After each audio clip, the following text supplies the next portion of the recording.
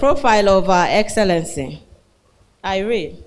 Our Excellency Evangelist Dr. Omolewa Yetunde Ahmed was born into the Akinleye family of Ibadan, Oyo State, southwest Nigeria in the early 70s.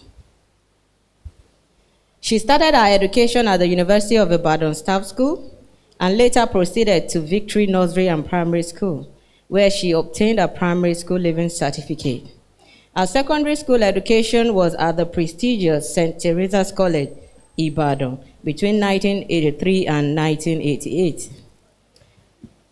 Then she advanced to Kwara State Polytechnic, where she obtained National Diploma in Banking and Finance and a higher National Diploma from the Kano State Polytechnic in 1995.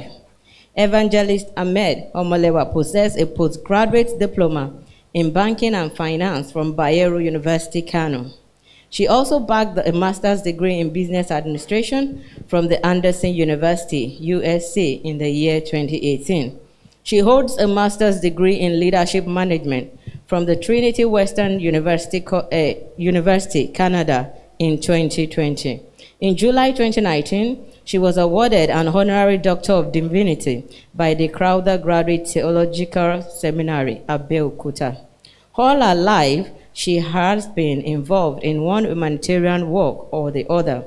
The assumption of the office of her husband, Dr. Abdul Fatai Ahmed, as the Executive Governor of Kwara State in the year 2021 widened the scope of her humanitarian services as she assumed the role of the mother of the state, which she did so well. Between May 2021 and May 2019, in her capacity as the First Lady. In pursuit of her passion to touch lives positively, Her Excellency founded the Lear Foundation as a vehicle to deal with social, economic, and health issues of children, women, and youths. Through the foundation, she has brought succor to hundreds of thousands of people, especially children, the widows, and the aged, physically challenged persons, people with health challenges, the extremely poor, and vulnerable, among others. Mrs. Omolewa Ahmed is a woman with many parts. She is presently alongside running the foundation. Also the Chief Executive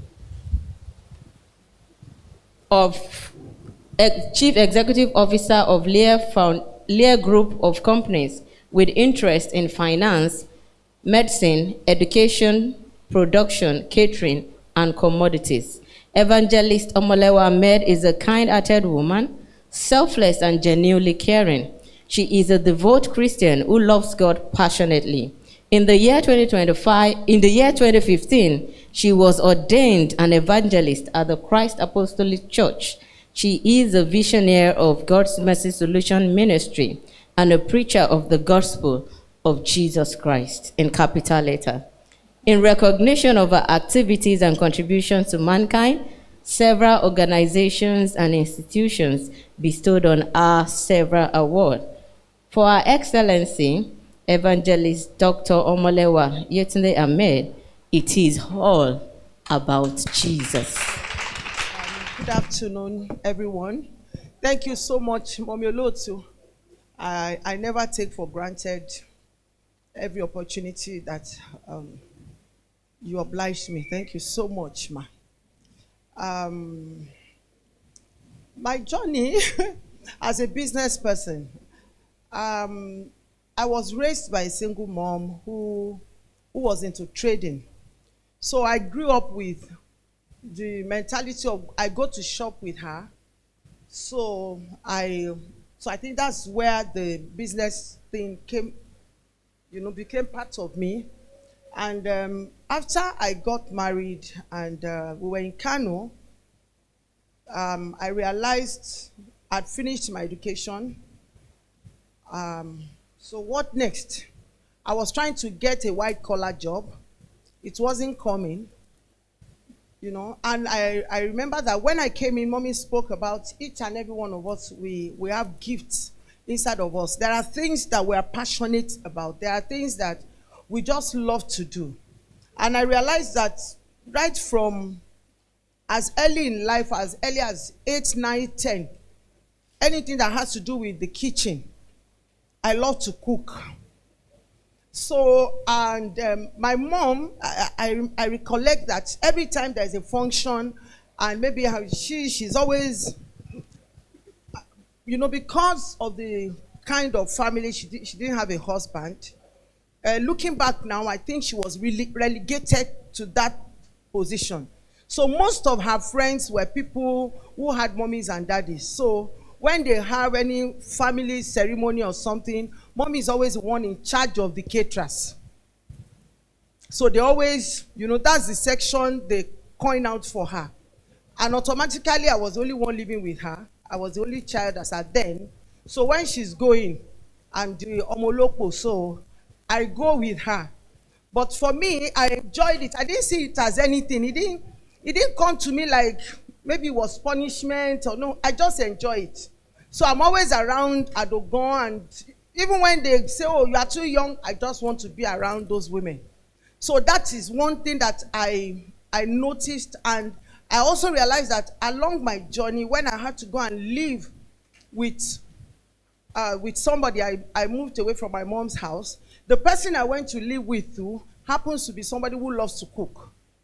So she too, when she has friends, when they are doing function, she's the one they will bring their stuff to. So we will cook.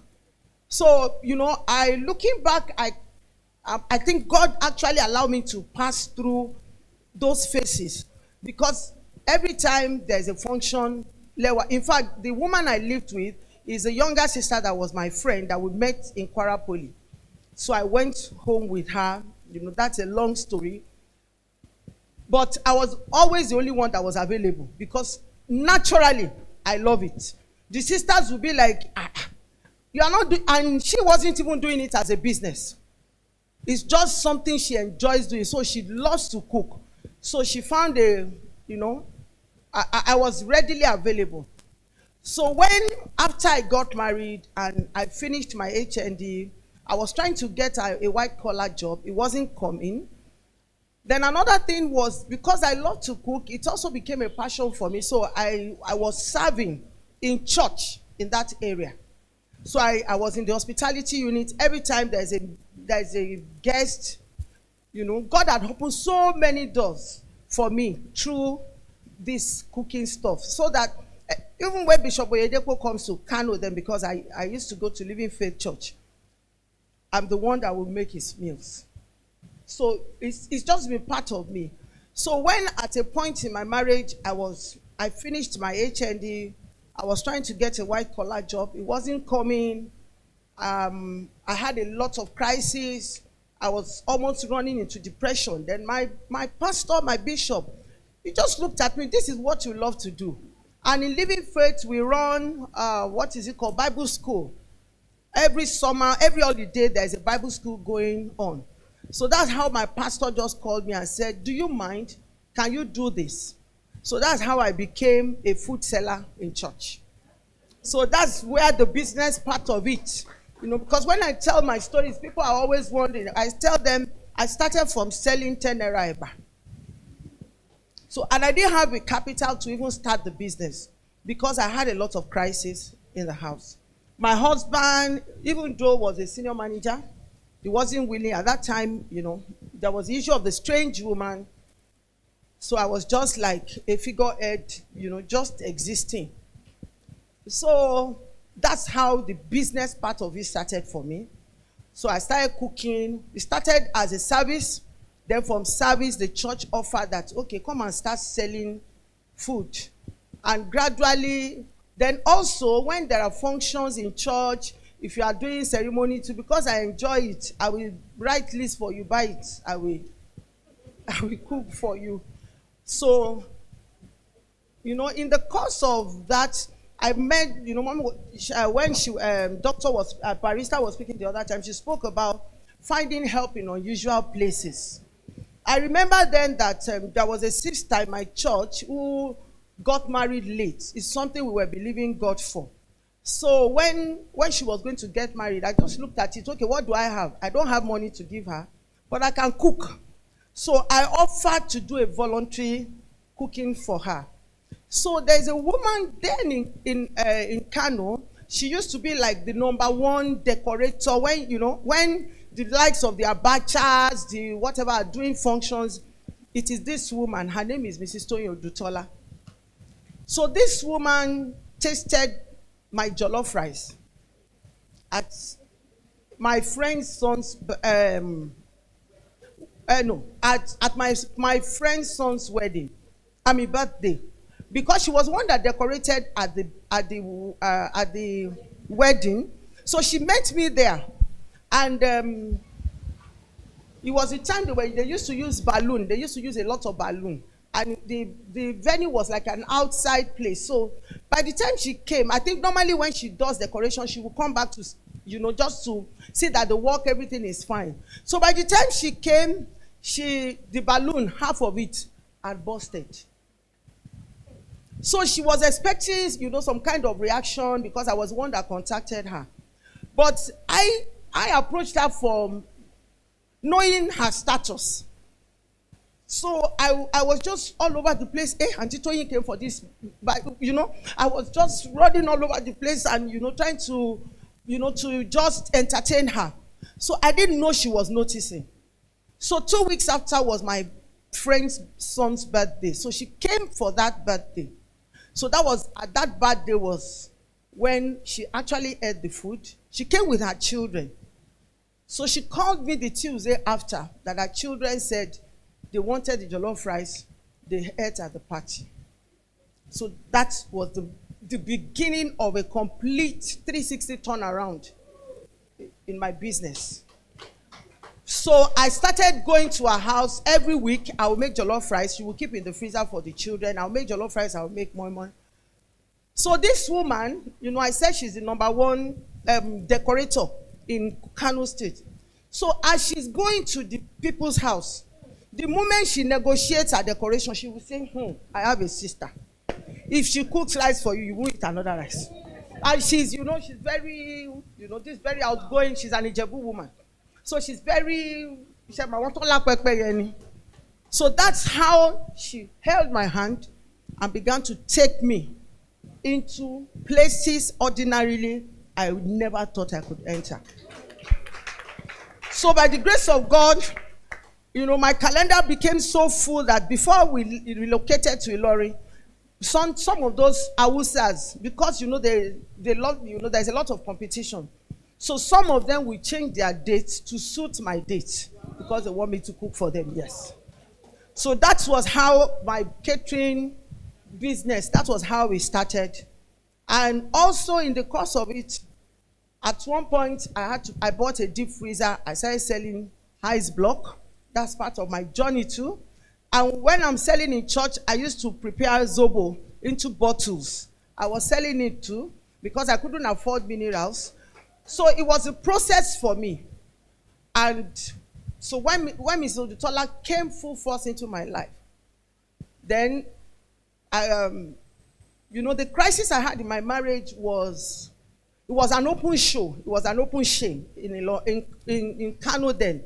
So a lot of people knew my story. So most people actually, out of pity, so people really, so God began to open doors for me. In fact, the first international trip I made to Europe, it was one of those Awusa's women that asked me to come and make jollof rice for her. Yes. So she was the one that got this Switzerland visa for me because she wanted me to come and cook for her. So that was how the business, started and continued until my husband was transferred to Kwara. It was very tough for me because at that time, I was, to the glory of God, I was climbing because at that time from Zobo, I became one of the major distributors for Coca-Cola. I was, so my business was really booming, but I didn't have a choice but to pack everything up and come down to Kwara. And when we came to Kwara, I continued in the business. I was doing it, But it wasn't, of course, not at that scale, but I was still doing it. And eventually, I opened La Viva Buka. But because of, and also along the line, other visions were coming. The office came. God began to speak to me. Ministerial assignments also came. So I had to find a way to marry, all the things that I was doing. But I think one of the major issues I had was having sincere people. So which I think is, the more your business is growing. Because I remember in Kano, God is the all in all, but I was involved in the process from beginning to the end. Even at the level where I wasn't, when I started the business, I was the one cooking, I was the washing, I was serving, but gradually as the business was growing, I was able to, employ people. Then I had cooks. In fact, then in Kano, because, one of the things that was mentioned is the issue of branding. She spoke a lot about neatness. And in my kind of business, that neatness, you can talk about presentation. As much as, there are so many people who is into the business, your presentation can either turn people away from you or gain you more people. So which was something I was very particular about. So my cooks then, they used to come from Ibadan. I was living in Kano. I didn't mind the cost. Sometimes they have to stay for a month because sometimes back to back every weekend. And when Awusas are having wedding, they start on Wednesday. That's the one they're doing the one that I've forgotten the name they call it now. But that one is in the house where the aunties will be advising. That one is in the house. Then they have Mother's Night before they have the general reception, and they have the Nikai, then they have another reception. So their party is always like, so sometimes we have just from Wednesday, Thursday, Friday, we end on Saturday, and another circle starts. So sometimes, it comes at a cost, but one thing that, I did over the years was to maintain that quality so that no matter what, even sometimes, things are expensive, you have to think about your brand, you have to think of what people, so that was really, really part of my consciousness. And I think it's one thing that I always put forward in any of my businesses. Today, by the grace of God, I have a water bottling company. Rather than cut corners, I will shut down the business and go and re-strategize.